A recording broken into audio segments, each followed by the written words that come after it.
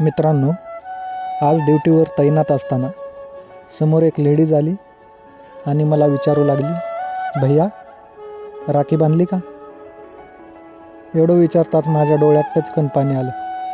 कारण आज 7 वर्ष झालती रक्षाबंधनाला मी घरी नव्हतो तेव्हा मी डोळ्यातली आसवं लपवीत तिला उत्तर दिले की नाही बांधली आहे. मग तिने आपल्या पर्समधनं एक राखी काढली आणि ती मला बांधू लागली. राखी बांधून झाल्यावर मी तिचा आशीर्वाद घेतला. पुन्हा तिने एक मिठाईचं पाकिट माझ्या हातात दिलं.